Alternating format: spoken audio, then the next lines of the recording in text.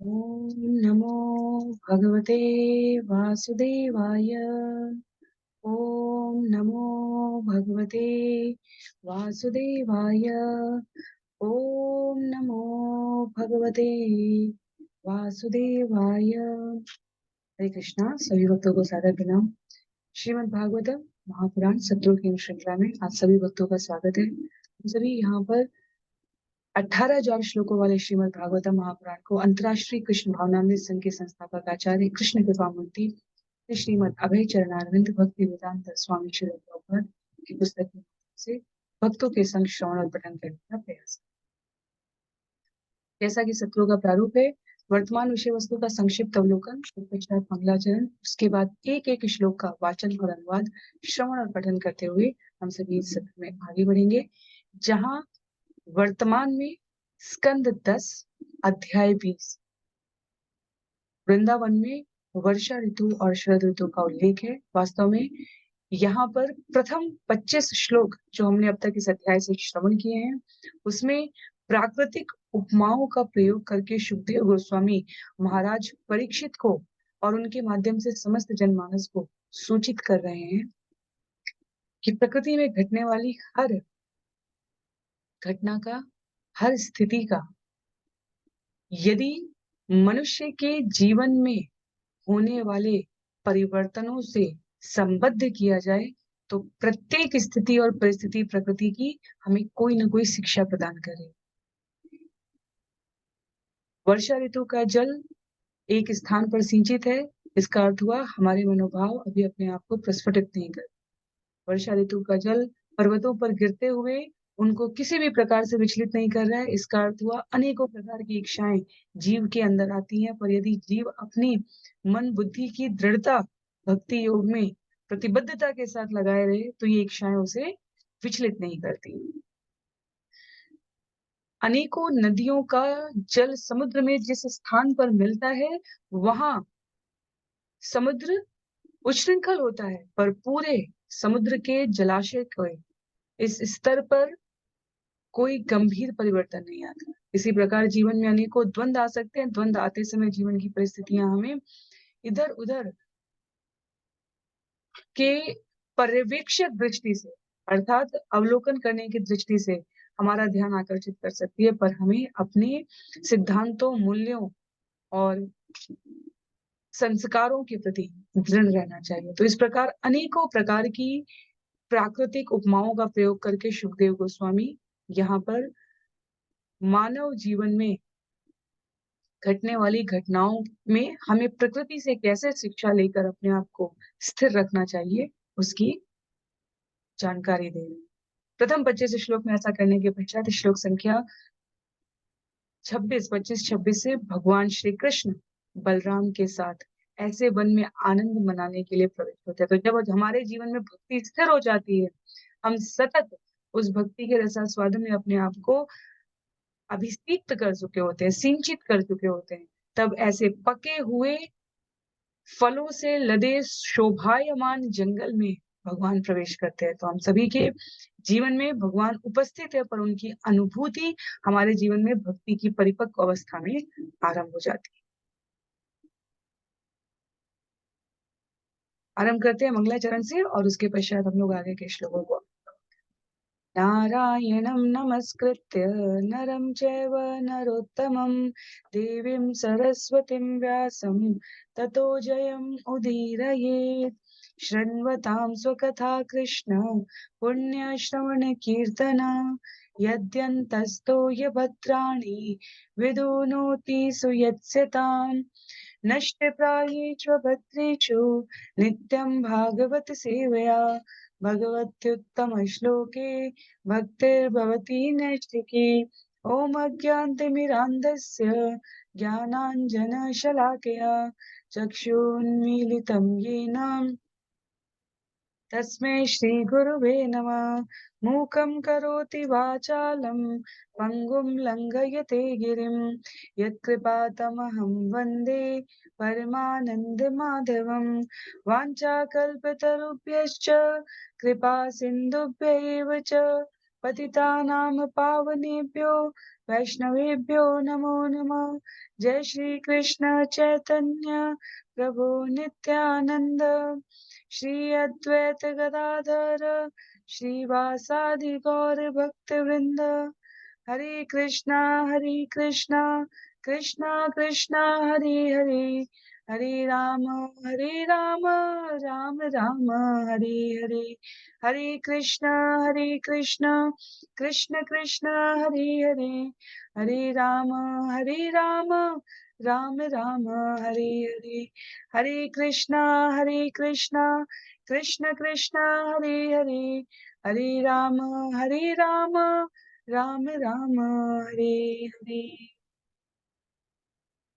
हरे कृष्णा। पुनः सभी भक्तों को सादर प्रणाम। सत्र 496 496 में हम सभी स्कंद 10 अध्याय 20 में श्लोक संख्या 25-26 से आज के सत्र को आगे बढ़ाएंगे। जिनके पास पुस्तक है वो पुस्तक का प्रयोग करेंगे, अन्य सभी की सुविधा के लिए मैं स्क्रीन पर यहाँ श्लोक भी प्रस्तुत करूंगी। धेनवो मंदगामिन्य उतो भारेण भूयसा ययुर् भगवता हूता द्रुतम प्रीत्या स्नुतस्तना। गौओं को अपने दूध से भरे थनों के भार के कारण मंद गति से चलना पड़ा, किंतु ज्यों ही भगवान ने उन्हें बुलाया वे तुरंत दौड़ पड़ी और उनके प्रति स्नेह के कारण उनके स्तन गीले हो गए। तो भगवान प्रवेश कर रहे हैं कैसे वन में, वृंदावन वृंदावन के एक ऐसे जंगल में, ऐसे समय पर प्रकृति के जब खजूरों और जामुनों के फलों से लदकर पूरा वन शोभायमान हो रहा है। भगवान कृष्ण बलराम के संग, अपनी गायों के संग, ग्वाल बालों के संग उस वन में आनंद मनाने के लिए प्रवेश कर रहे हैं। और जैसे ही वो गौओं को अपनी मधुर ध्वनि में आवाज लगाते हैं, क्योंकि जंगल में घास इतनी पर्याप्त मात्रा में है। श्रील प्रभुपाद कहते हैं नई घासें चरकर गायें इतनी पुष्ट हो गई हैं, उनके पास दूध की पर्याप्त आपूर्ति है। भगवान का नाम सुनते ही स्नेहवश उनके पास शीघ्रता से जाने की इस अवस्था में उनके तनों से दूध बहने लगा। तो वर्षा ऋतु और शरद ऋतु ने वृंदावन के पूरे वातावरण को समृद्धि से, संपन्नता से, पूर्णता से भर दिया है। वनौक स प्रमुदिता वनराजी मधुच्युत जलधारा गिरिनादात आसन्नाद दृशि गुहा। भगवान ने हर्षित वनवासी कन्याओं, मधुर रस टपकाते वृक्षों तथा पर्वतीय झरनों को देखा, जिनकी प्रतिध्वनि से सूचित हो रहा था कि पास ही गुफाएं हैं।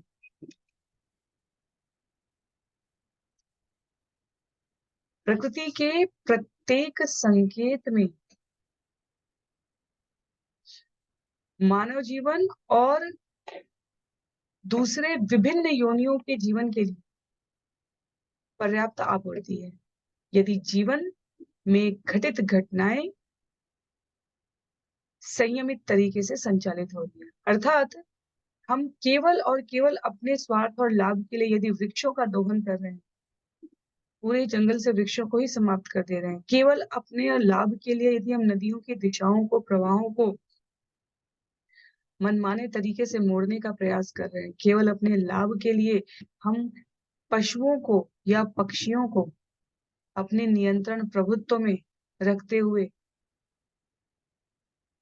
प्रकृति के इस पूरे क्रम में विक्षेपण करने का प्रयास कर रहे हैं, तब हम इस दिव्यता का अनुभव नहीं कर सकते जो यहाँ पर संकेतों के माध्यम से सुखदेव गोस्वामी भगवान श्री कृष्ण के प्रवेश करने के साथ ही लक्षित कर रहे हैं।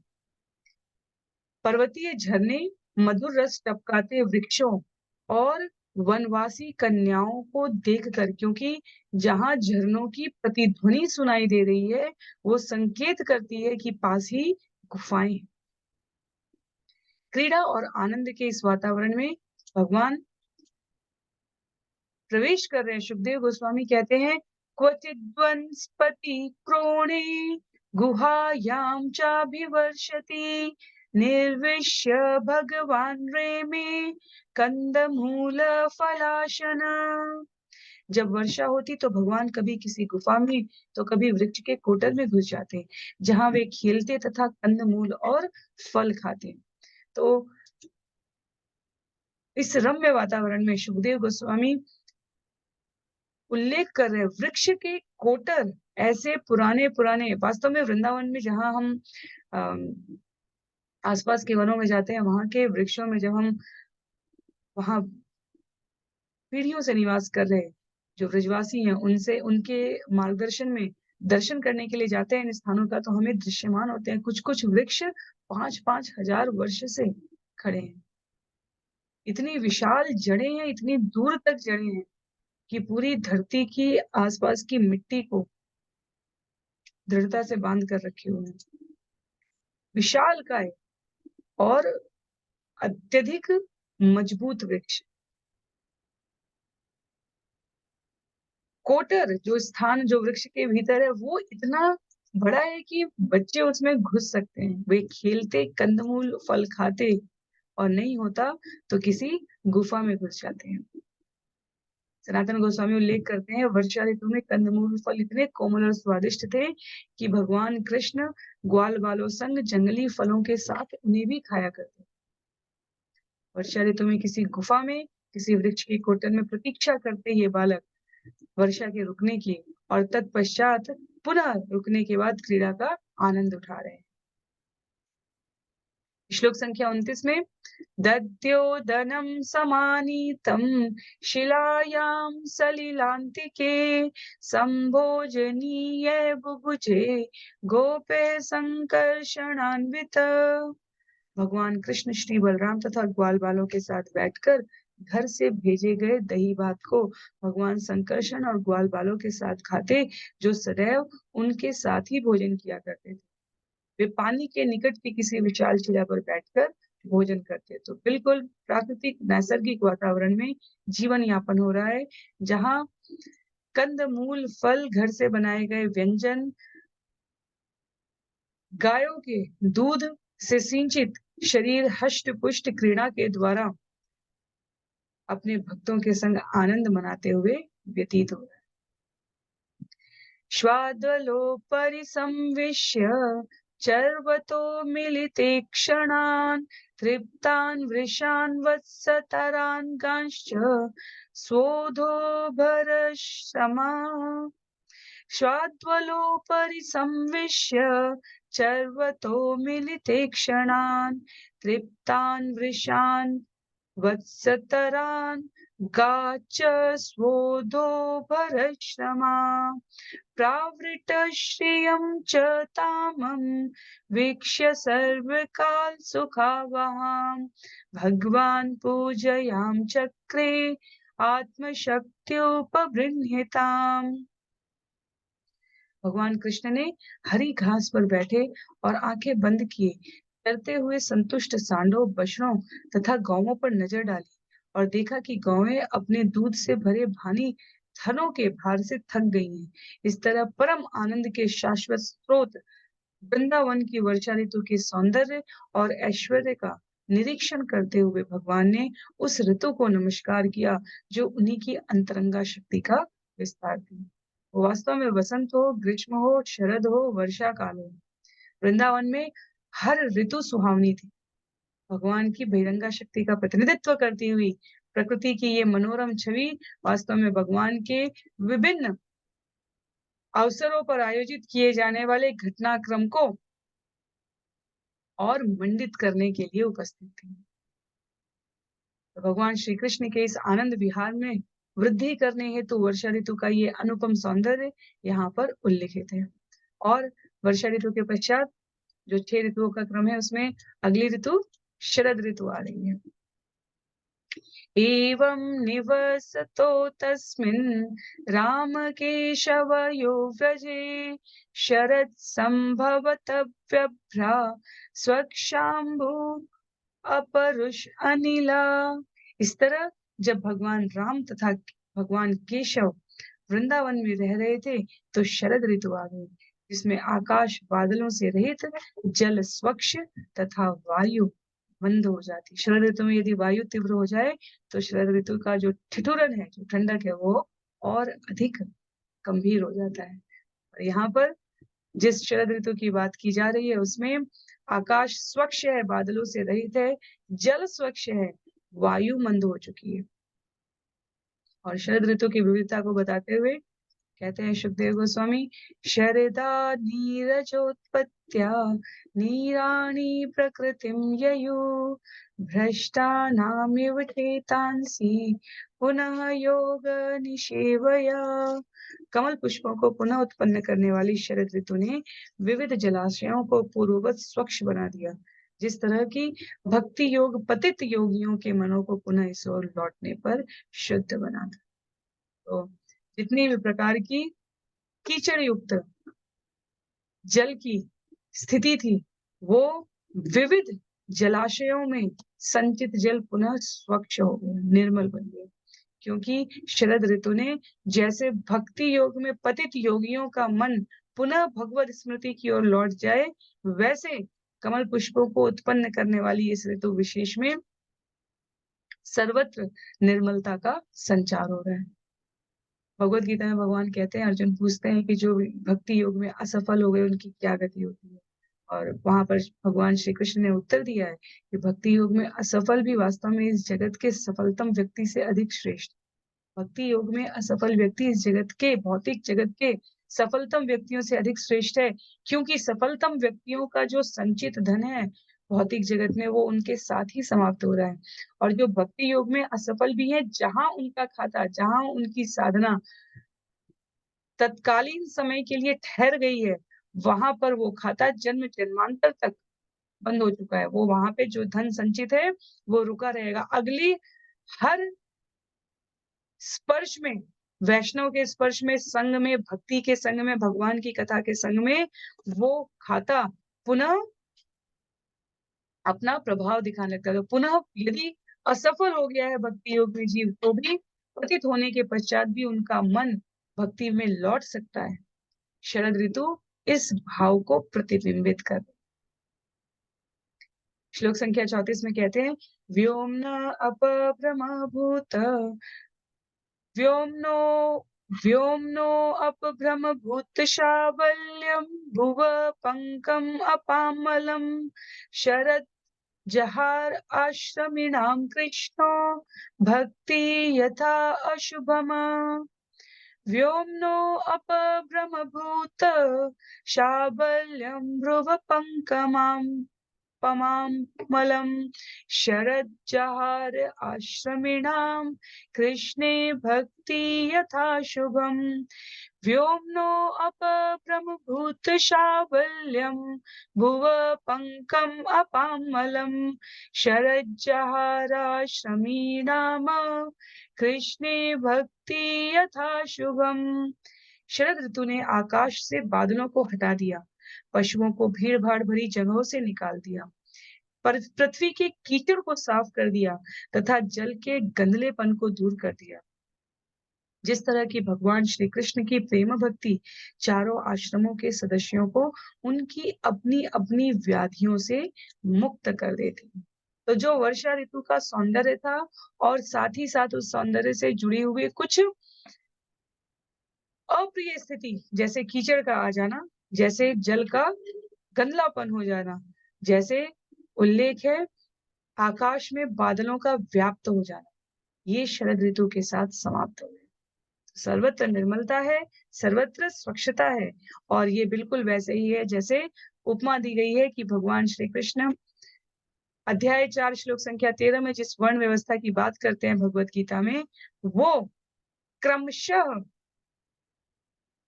यथा रूप में पालन करने से जीव को भक्ति की ओर, भगवान की प्रेम भक्ति की ओर बढ़ाने में सहायता करता है। जीवन की समस्त कलुषता को, मलिनता को साफ करता है, जलाता है। ब्रह्मचर्य से, गृहस्थ से, वानप्रस्थ से संन्यास की ओर जाने का ये क्रम।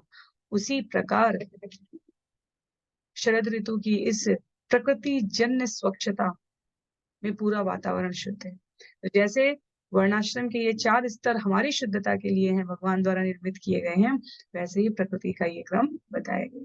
तो एक एक पीड़ा का जो स्तर है वो कमतर होता जाता है जैसे हमारे जीवन में ज्ञान का प्रादुर्भाव होता है।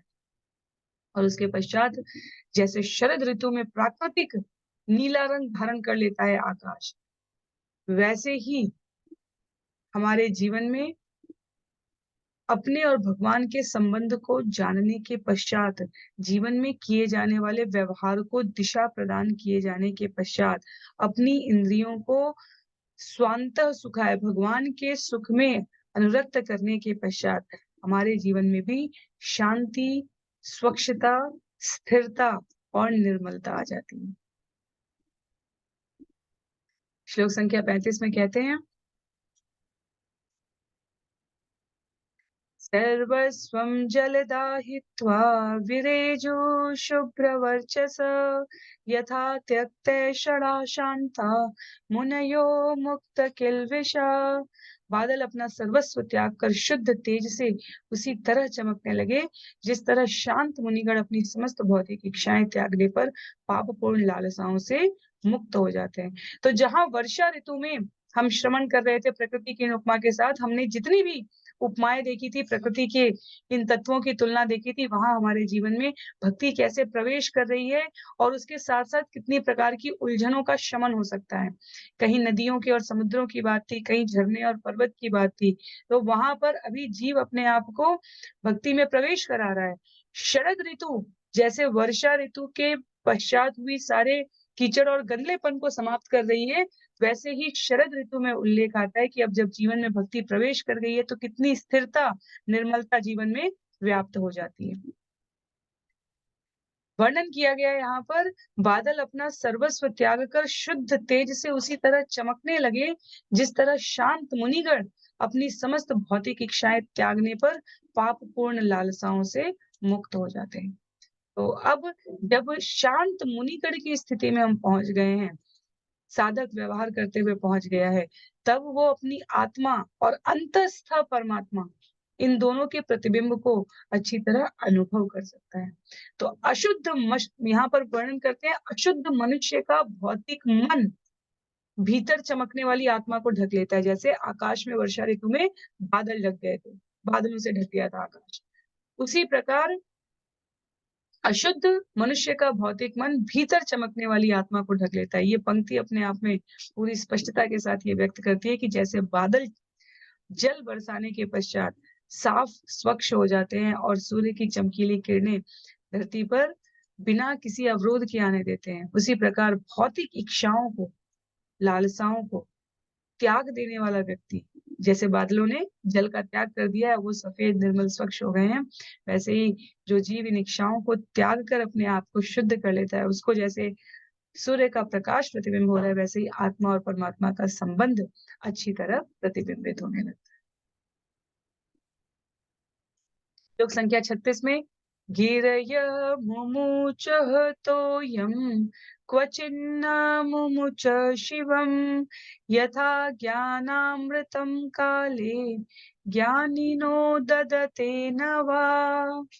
इस ऋतु में पर्वत कभी तो अपना शुद्ध जल मुक्त करते थे और कभी नहीं करते थे। इस तरह की दिव्य विज्ञान में पटु लोग कभी तो दिव्य ज्ञान रूपी अमृत प्रदान करते हैं और कभी कभी नहीं करते हैं। सामान्यतः जो शिक्षित है, भौतिक या आध्यात्मिक ज्ञान में प्रशिक्षित है, वो योग्यता के अनुसार अपने ज्ञान का वितरण करते हैं, सामने वाले की योग्यता के अनुसार ज्ञान का वितरण करते हैं। इसलिए यहाँ पर शब्द प्रयोग हुआ है, कभी तो दिव्य ज्ञान रूपी अमृत प्रदान करते हैं और कभी कभी नहीं करते। पात्रता, अर्हता, योग्यता के अनुसार जो प्रबुद्ध व्यक्तित्व है उनके पास स्वतंत्रता है कि वे ये चुनाव करें कि वे उचित व्यक्ति को ही ज्ञान में प्रबुद्ध कर रहे हैं। इसलिए यहाँ पर शब्द प्रयोग हुआ है, जैसे पर्वत कभी तो अपना शुद्ध जल मुक्त करेंगे और कभी नहीं करेंगे, वैसे ही दिव्य ज्ञान में पटु लोग कभी ज्ञान रूपी अमृत प्रदान करेंगे और कभी नहीं। परशुराम यदि ज्ञान शिक्षा देते हैं, अर्जुन को देते हैं या कर्ण को देते हैं, तो उनकी योग्यता के अनुसार देते हैं। राक्षसों को भी तपस्या करने के पश्चात जो परिणाम प्राप्त होता है वर के रूप में, वो उनकी योग्यता के सापेक्ष, अर्थात उस समय उस वर को प्राप्त करने की योग्यता, चारित्रिक योग्यता की बात नहीं है। उसी क्रम में यहाँ पर वर्षा ऋतु में जल सदैव बहेगा, निर्बाध गति से बहेगा, उसमें कोई संकुचित अवस्था नहीं है। पर शरद ऋतु में ये महान संत उपदेशक की तरह, जो कभी मौन हो सकते हैं, कभी विषय के बारे में विस्तार से बता सकते हैं, स्वरूप सिद्ध अवस्था में अपनी स्वतंत्रता का प्रयोग करके पर्वतों द्वारा कभी निर्बाध रूप से बहने दिया जाता है और कभी रोक लिया जाता है। तो ईश्वर की इच्छा अनुसार जिस प्रकार मनीषी कार्य करते हैं, विद्वत जन कार्य करते हैं, कितना कहाँ क्या बताना है और कितना रोक लेना है, परिस्थिति विशेष को देखते हुए, वो स्वरूप प्रकृति में यहाँ शरद ऋतु में दर्शित होता है। आगे श्लोक संख्या 37 में कहते हैं सुखदेव गोस्वामी, नैवा विदंशीयमाणं जलं गाध जलेचरा यथा यु अनु अहं शय्यं नरा मूढ़ा कुटुम्बिना। अत्यंत छिछले जल में तैरने वाली मछलियां यह नहीं जान पाई कि जल घट रहा है, जिस तरह कि परिवार के मूर्ख लोग यह नहीं देख पाते कि हर दिन के बीतने पर उनकी बाकी आयु किस तरह क्षीण होती जा रही है। वर्षा ऋतु के बाद, वर्षा ऋतु में निर्बाध गति से जल है, वर्षा ऋतु के पश्चात जल धीरे धीरे कम होता जा रहा है। पर जलाशयों में स्थित मछलियां जब तक पानी के भीतर हैं तब तक ये नहीं देख पा रही हैं कि जल कितना कम होता जा रहा है। इसलिए झील या नदियों के तट पर वे प्रायः भटकने लग जाते। तो गृहस्थ जीवन की व्यस्तता के मध्य हम ये ना विस्मृत कर जाएं कि जीवन तो प्रतिदिन घटता जा रहा है। इस तुलना को यहाँ पर प्रकृति के इस उदाहरण से सुखदेव गोस्वामी महाराज परीक्षित को सूचित कह रहे हैं। गृहस्थ जीवन में व्यस्त रहने वाले समझ नहीं पाते कि हर बीतते दिन के साथ उनकी आयु निरंतर घटती जा रही। तो अपने समय का, अपनी कृष्ण भक्ति के लिए दिए गए इस अवसर का, जन्म मृत्यु के चक्कर से छूटने के इस उपाय का हमें स्मरण पूर्वक व्यवहार में पालन करने का प्रयत्न करना चाहिए। सुंदर सरल उदाहरण है ये, कुछ और श्लोक है इस अध्याय में। गाधवारी चरातापम अविंदन शरतर्कजम यथा दरिद्रः कृपण कुटुंबी अविजितेंद्रिय। जिस प्रकार कंजूस तथा निर्धन कुटुंबी अपनी इंद्रियों को वश में न रखने के कारण कष्ट पाता है, उसी तरह छिछले जल में तैरने वाली मछलियों को शरदकालीन सूर्य का ताप सहना पड़ता है। तो यदि व्यक्ति अत्यधिक निर्धन है या कंजूस है, दोनों ही स्थितियों में उसे कष्ट का अनुभव होगा, क्योंकि जैसे जल में रहने वाली मछलियां जल घटने से अपने आप को सूचित नहीं कर पा रही, वैसे ही निर्धन कुटुंबी या कंजूस अपनी इंद्रियों को वश में न रखने के कारण कष्ट में। तो मछलियां जल घटने से छिछले स्तर पर आ रही है, जहां उसको पर्याप्त आपूर्ति नहीं, जहां वो शरदकालीन सूर्य के ताप से झुलसने लगती। वैसे ही जो कुटुंबी है, जिसके जीवन में आध्यात्मिक ज्ञान प्राप्ति के प्रति कोई स्थिरता नहीं, परिवार की समस्याओं में वो सदैव विचलित होता रहेगा और उसकी अनियंत्रित इंद्रियां उसे असह्य वेदना की स्थिति में भी डाल सकती है। तो श्री राम सुखदास जी का कहना था, उदाहरण के लिए, कि गृहस्थी एक कभी न भरने वाला कुआं है। तो जब पारिवारिक स्थिति, कुटुंब, आध्यात्मिक जीवन के इस सामंजस्य न बैठने की पंक्ति कही जा रही है, तो हमें स्मरण रखना चाहिए, ऐसा कोई नहीं है जो गृहस्थ जीवन में रह रहा हो और कह दे कि आज इस स्तर पर, इस दिन, इस समय में उसे अगले दिन, अगले समय, अगली योजना के बारे में सोचने की आवश्यकता नहीं। रसोई घर के सामान से लेकर, घर के सामान से लेकर, घर में रहने वाले प्राणियों के आवश्यकताओं के अनुसार सामान को लेकर, ऐसा कभी नहीं है कि गृहस्थ जीवन में उस क्षण में जहां हम संतुष्टि पूर्वक व्यवहार कर रहे हैं, उसकी उस अवस्था की बात नहीं की जा रही है। भौतिक पदार्थ की उपलब्धता के संदर्भ में राम सुखदास जी ने कहा था, गृहस्थी एक कभी ना भरने वाला कुआं है। हम आज सोचेंगे कि आज हमने पर्याप्त आपूर्ति कर दी है, घर में जितने भी कार्य की, सेवाओं की, सामान की व्यवस्था की आवश्यकता है। अगले दिन जब हम उठते हैं, तो हमें पुनः कुछ ऐसा लगता है जिसकी आपूर्ति करना आज आवश्यक हो जाता है। इसलिए इसमें सतत और सरल तरीके से सहजता के साथ भक्ति कैसे की जा सके, उसकी आचार्यों द्वारा कलयुग में स्वयं प्रस्तुति कर पालन करने की योजना बनाई। इसलिए आचार्य स्वभाव से क्षमाशील भी होते हैं, क्योंकि उन्हें इस जटिलता का ज्ञान होता है। बड़े-बड़े यज्ञ सामर्थ्य संसाधन के साथ करना कलयुग में वैसे भी संभव नहीं है, क्योंकि मनुष्य की वृत्ति भी अत्यधिक कृपण होती जा रही है। मनुष्य की बुद्धि भी अल्प है, आयु भी अल्प है, अनेकों प्रकार की प्रवृत्ति दोषों की भी उपलब्धता है, जिससे शुद्ध संसाधन अनुपलब्ध हो जाते हैं, जो यज्ञ और अन्य क्रियाओं के लिए आवश्यक है। तो आचार्यों ने शास्त्रों के वचनों को उद्धृत करते हुए गृहस्थी में रहते हुए केवल सरल से श्रवणम कीर्तनम भक्ति की जो 9 विधियां बताई हैं, उनके द्वारा कार्य करते हुए अपने आप को आध्यात्मिक जीवन के प्रति सचेत रखना। अन्यथा पारिवारिक जीवन की समस्याएं जीव को सदैव विचलित कर सकती हैं। हम भक्ति के लिए समय नहीं निकालेंगे तो भी हमें विचलित करेंगी, हम भक्ति के लिए समय निकाल रहे हैं तो भी हमें वो विचलित करने की स्थिति में लाती हैं, पर तब हमारे प्रतिक्रिया करने का जो स्तर है, वो परिपक्व हो चुका होता है। किसी भी घटना पर हम कैसे प्रतिक्रिया देते हैं, वह हमारे जीवन की आध्यात्मिक अवस्था को निर्धारित करता है। तो न भरने वाले इस कुएं में रहने वाले अधिकतर प्राणी अपने आप को जल में तैरने वाली मछलियों की समान बेखबर ना रखें। सुखदेव गोस्वामी ये यहाँ कहने का प्रयास कर। जल जैसे प्रतिदिन शरद ऋतु का घट रहा है, वैसे ही हमारा जीवन प्रतिदिन कम हो रहा है। हम इसे स्वीकार करें या ना स्वीकार करें, इससे हम अपने आप को विचलित करें या और अधिक प्रबुद्ध करके इसे देहांतरण की प्रक्रिया समझते हुए, जो भगवत गीता में भगवान बताते हैं, उसके अनुसार अपने जीवन को और अधिक समृद्ध कर सके हम भक्ति और साधना में। इसलिए ये उपमा यहाँ पर दी। श्लोक संख्या 39 में शनैः शनैः जहूपङ्कं स्थल्यान्यामं च विरुध यथा अहं ममतां धीरा शरीरादिषु अनात्मसु। धीरे धीरे स्थल के विभिन्न भागों ने अपनी कीचड़ युक्त अवस्था त्याग दी और पौधे अपनी कच्ची अवस्था से आगे बढ़ गए। यह उसी तरह हुआ जिस तरह के धीर मुनि अपना अहम भाव तथा ममता त्याग देते हैं।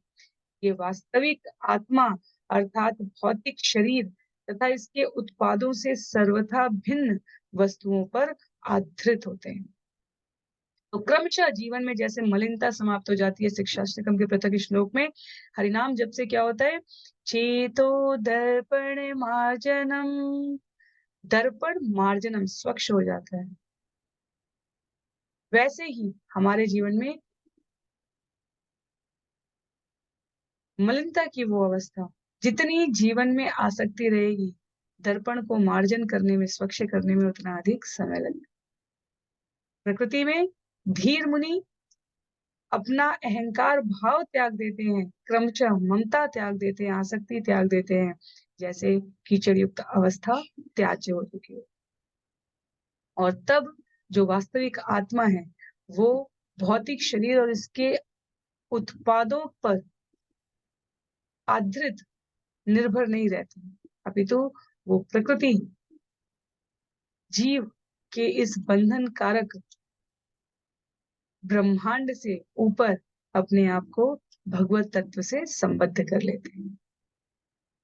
और अब जीवन में कैसा परिवर्तन आ गया है, निश्चलांबुर भूतश्नी निश्चला अम्बु अभूत तुष्णीं समुद्र शरदागमे आत्मनि उपरते सम्यक मुनि व्युपरतागम। शरद ऋतु के आते ही समुद्र तथा सरोवर शांत हो गए। उनका जल उस मुनि की तरह शांत हो गया जो सारे भौतिक कार्यों में विरत हो गया हो और जिसने वैदिक मंत्रों का पाठ बंद कर दिया। अर्थात कर्मकांड से ऊपर स्वाध्याय की आत्म साक्षात्कार की प्रक्रिया अब जीवन में स्पष्ट रूप से दृष्टिगोचर हो गई। जल शांत हो गया है, जैसे मुनि का हृदय शांत हो चुका। शरद ऋतु की इस अवस्था में सभी प्रकार की शुद्धता नष्ट हो चुकी होती है। केदारेभ्य तु अगृहन् कर्षकादृढ सेतुभिः यथा प्राणे स्रवत्ज्ञानं तन्निरोधेन योगिना।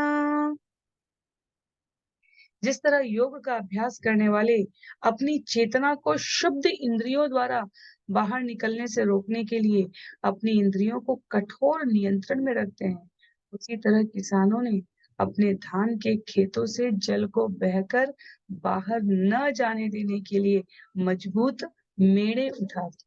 हर प्रकृति की घटना हमें वास्तव में नैसर्गिक रूप से जीवन जीने की शिक्षा देती है। धान के खेत में रोपाई करने के समय पे जैसे किसान मेड़ बांध देते हैं ताकि वर्षा ताकि जो जल है वो बाहर न जा सके, पर्याप्त पोषण मिल सके। उसका आध्यात्मिक जीवन में क्या महत्व है? जैसे साधक अपनी इंद्रियों को संयमित कर देते हैं, नियंत्रित कर देते हैं ताकि वो इस भौतिक जगत में इधर-उधर जाके अपनी चेतना को शुद्ध ना करें। जो बीज रोपण किए गए हैं, वो पल्लवित पोषित हो सकें। उसी प्रकार से शरद ऋतु का ये उदाहरण किसानों द्वारा खेत के भीतर का जल बचाकर मजबूत मेड़े बनाकर, क्योंकि अब वर्षा ऋतु नहीं आएगी, अब जो जल है उससे हमें व्यवहार करना है। तो आत्म साक्षात्कार में बढ़ा चढ़ा व्यक्ति अपनी इंद्रियों को इसी प्रकार मेड़ बनाकर नियमों से गतिविधियों को नियंत्रित करके किसी भी प्रकार की बीज के लिए, भक्ति लता बीज के लिए जो आवश्यक पोषण है उसकी कमी ना हो, ये सुनिश्चित करने लग जाते हैं। तो शरतकालीन चंद्रमा के बारे में आगे बताते हुए कहते हैं सुखदेव गोस्वामी, शरत अर्क अंशु ज्ञान तापान भूतानामुडुपो अहरत देहाभिमान चमं बोधो मुकुंदो व्रजयोषिताम। शरतकालीन चंद्रमा ने सूर्य की किरणों से उत्पन्न कष्ट से सभी जीवों को छुटकारा दिला दिया। जिस प्रकार की मनुष्य का ज्ञान उसे अपने भौतिक शरीर से अपनी पहचान करने से उत्पन्न होने वाले दुख से छुटकारा दिला रहे थे, जिस तरह भगवान मुकुंद वृंदावन की स्त्रियों को उनके वियोग से उत्पन्न कष्ट से छुटकारा दिला देते हैं। आगे के कुछ अध्याय हैं जहाँ पर गोपियों की गतिविधियों का उल्लेख रहेगा कि भगवान की अनुपस्थिति में वो कितना अपने आप को भगवत स्मृति में बिल्कुल भीतर गहराई तक लिप्त पाती है। तो हमारे जीवन में भी अवस्था कैसी भी हो, भगवत स्मृति की व्यवस्था बनी रहनी चाहिए। तो आगे उल्लेखित करेंगे, यहाँ पर संकेत देते हुए सुखदेव गोस्वामी कह रहे हैं कि शरदकालीन चंद्रमा ने सूर्य की किरणों से उत्पन्न कष्ट से सभी जीवों को छुटकारा दिया। जैसे भौतिक शरीर प्राप्त होने के पश्चात हम कष्ट से मुक्त नहीं होते, पर जब उसमें आध्यात्मिक ज्ञान का पटु प्रवेश कर जाता है, तब हम उन कष्टों को समझने की विद्वत्ता विकसित कर लेते हैं। वो स्पष्टता हमें मिल जाती है जिससे हम उस दुख से अपने आप को संबद्ध नहीं करते। कष्ट, दुख अपनी स्थिति के अनुसार प्रस्तुत रहते हैं, पर उसको समझने की जो परिपक्वता है वो हमारे जीवन में आ जाती है। श्लोक संख्या 43 में खमा अशोभत निर्मेघम शरद विमल तारकम सत्वयुक्तम यथा चित्तम शब्द ब्रह्मार्थ दर्शनम।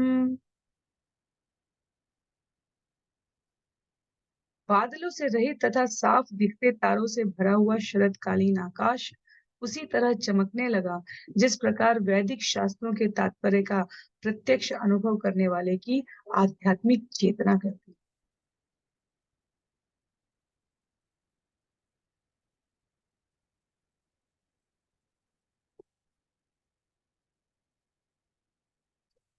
तो उन्हीं उपमाओं को अपने जीवन में, उन तुलनाओं को, प्रकृति में उपस्थित इन दृश्यों को हम अपने जीवन में कैसे तारतम्यता के साथ एक मधुर संगीत की धुन के साथ, अस्त व्यस्त नहीं, कुछ भी कहीं से कैसे भी नहीं करने की बात हो रही है, भक्ति अत्यधिक सहज सरल है, पर क्रमबद्ध तरीके से वो हमारे जीवन में परिवर्तन को दिखा पाती है।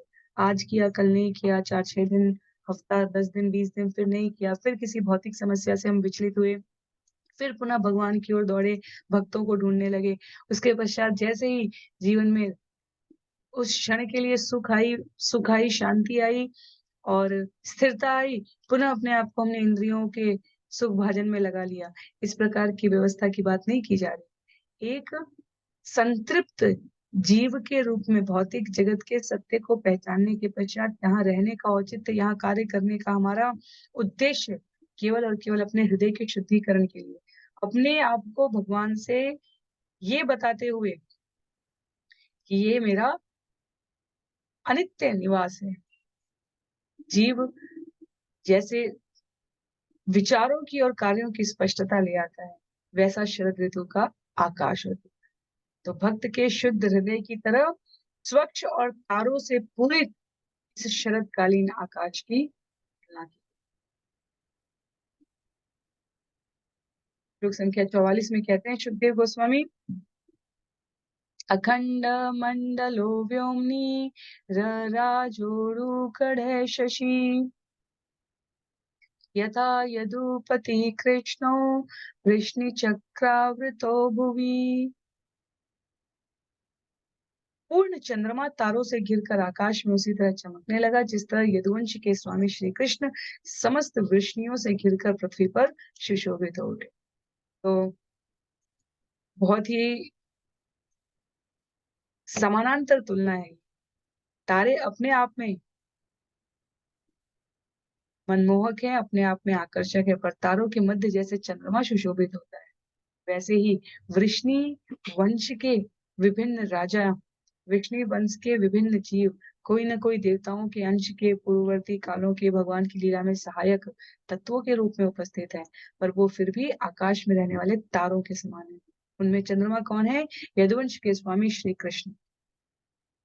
तो जब वे धरा पर प्रकट हुए हैं तो नंद, उपनंद, वसुदेव, क्रूर जैसे तारे उपलब्ध हैं, पर चंद्रमा के रूप में परब्रह्म श्री कृष्ण की जो पूर्ण अभिव्यक्ति है, उसकी तुलना आकाश में पूर्ण उदित चंद्रमा की तरह की जाए।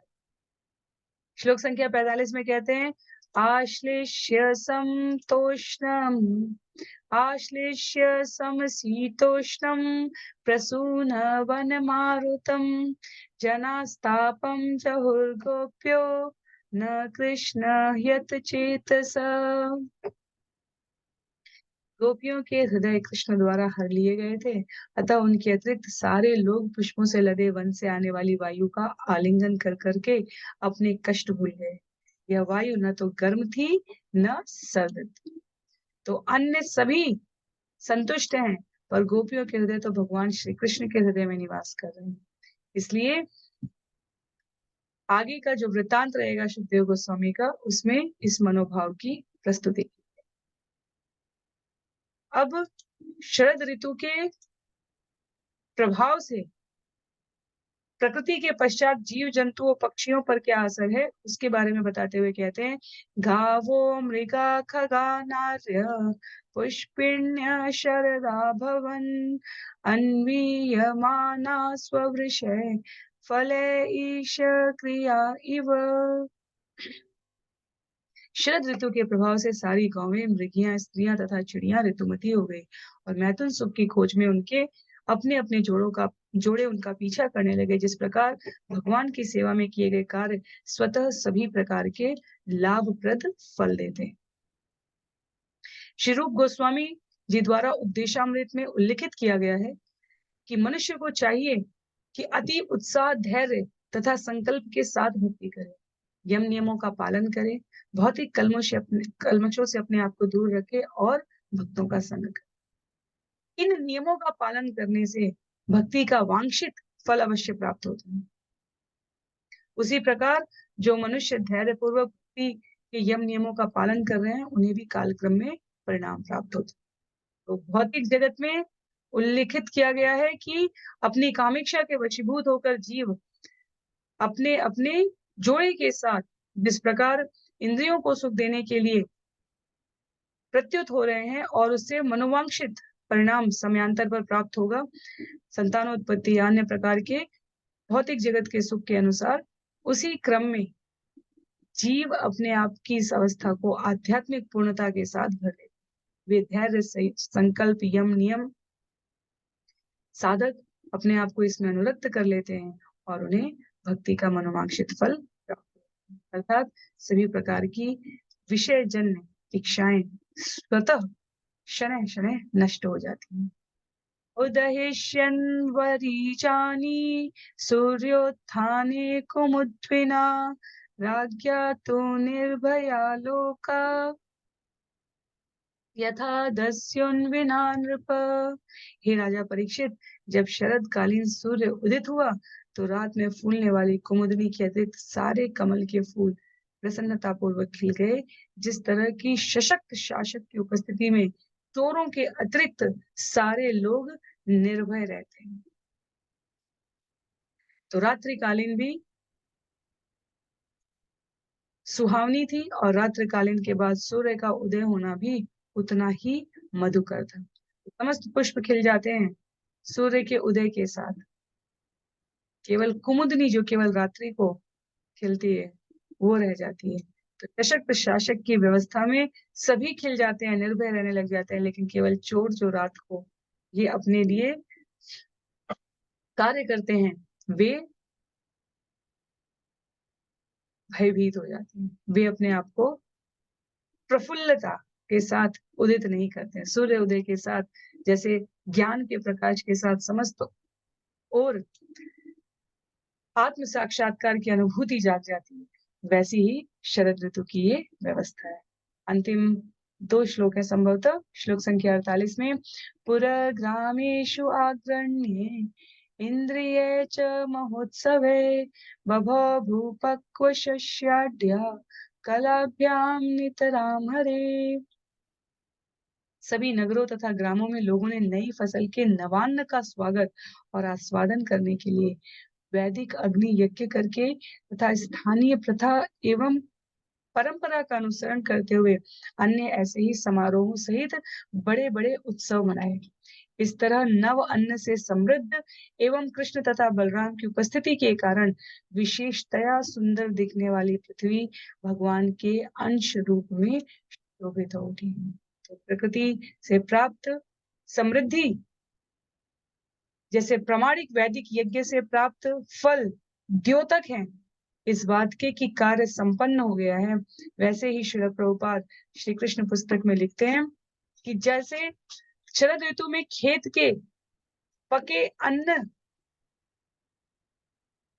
अपनी पूर्णता को प्राप्त कर लेते हैं और उस फसल को देखकर लोग प्रमुदित होते हैं, अनेक उत्सव मनाते हैं, नव अन्न को भगवान को भेंट करते हैं, अग्नि में समर्पित करते हैं, विभिन्न मंदिरों के अर्चा विग्रह में अर्पित किए जाते हैं नव अन्न सबसे पहले, और इन अन्न से बनाई गई खीर सबको शुभता के रूप में खिलाई जाती है। और भी अनेकों प्रकार की पूजा की विधियां, धार्मिक उत्सव है। श्रील प्रभुपाद की टिप्पणी है कि विशेषतः बंगाल में जहाँ सबसे बड़ा उत्सव दुर्गा पूजा के नाम से मनाया जाता है, तो वहां पर इस प्रकार के आयोजन अपनी इस प्रमुदित अवस्था को सूचित करते हैं। पूरे वातावरण में उल्लास है, स्थानीय प्रथा और परंपरा के अनुसार उत्सव मनाए जा रहे हैं। श्लोक संख्या 49 में उल्लेख करते हैं वणिक मुनि नृपस्नाता निर्गम्यार्थान प्रपेदिरे वर्षरुद्धा यथा सिद्धा स्वपिंडान काल आगते। व्यापारी, मुनिजन, राजा तथा ब्रह्मचारी विद्यार्थी जो वर्षा के कारण जहां तहां अटके पड़े थे, अब बाहर जाने और अपने अभिष्ट पदार्थ प्राप्त करने के लिए स्वतंत्र थे। जिस तरह इसी जीवन में सिद्धि प्राप्त व्यक्ति उपयुक्त समय आने पर भौतिक शरीर त्याग कर अपने अपने स्वरूप प्राप्त कर लेते हैं, तो जहाँ वर्षा काल में यात्रा का क्रम, गति का स्तर न्यूनतम रख दिया जाता है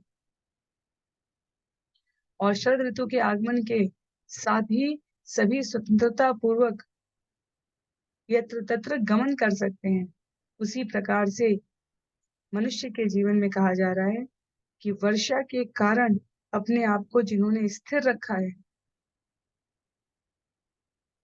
अपने अभ्यास में, अपने प्रयास में, वो शरद ऋतु के आने के पश्चात अर्थात शरीर की अवस्था पूर्ण होने के पश्चात नूतन अवस्था प्राप्त करने के क्रम में यदि उस स्थान को, उस अवस्था को त्याग कर आगे बढ़ना होता है, तो इसमें किसी कष्ट का अनुभव नहीं करते। तो अध्यात्मवादी के रूप में देह रूपी बंधन से मुक्त हो जाना, जैसे यहाँ गति करने की बात हो रही है, वैसे ही आत्मा की गति को अब और अधिक अनावश्यक रोकने की आवश्यकता के बिना, वांछित लाभ की, सकाम कर्म की आकांक्षा के बिना एक स्थान से दूसरे स्थान पर गमन करने में जो ज्ञानी है, ब्रह्म तेज में लीन है, जो भक्त है, जो योगी है, जिस भी स्तर की जिसने साधना की है, उसको वो स्थिति प्राप्त हो जाती है, उसमें कोई अवरोध नहीं रह जाता। इस प्रकार श्रीमद् भागवतम के 10वें स्कंध के अंतर्गत यहाँ लिखा गया है, वृंदावन में वर्षा तथा शरद ऋतुएं नामक 20वें अध्याय के श्री श्रीमद ऐसी भक्ति वेदांत स्वामी प्रभुपाद के विनीत सेवकों द्वारा रचित तात्पर्य पूर्ण हो रहे हैं। तो भागवतम में कथा है, भागवतम में तत्व है और भागवतम में साहित्य अलंकार की भाषा का बहुत ही उन्नत प्रयोग है। प्रकृति के इन दो ऋतुओं की तुलनाओं के साथ जीव के इस जगत में रहते हुए विभिन्न मनोभाव, कार्य और उनसे प्राप्त होने वाले परिणाम के प्रति उन्नत समझ विकसित हो सके, इस क्रम में सुखदेव गोस्वामी महाराज परीक्षित को यहाँ इन ऋतुओं का इतना प्रामाणिक उल्लेख प्रस्तुत कर अध्याय यहाँ समाप्त हो रहा है। अगले सत्र में हम सभी स्कंद 10 अध्याय 21 आरंभ करेंगे ईश्वर की कृपा से। श्रील प्रभुपाद की जय, श्रील गुरुदेव की जय, अनंत कोटि वैष्णव वृंद की जय, श्रीमद् भागवतम महापुराण की जय। हरे कृष्ण।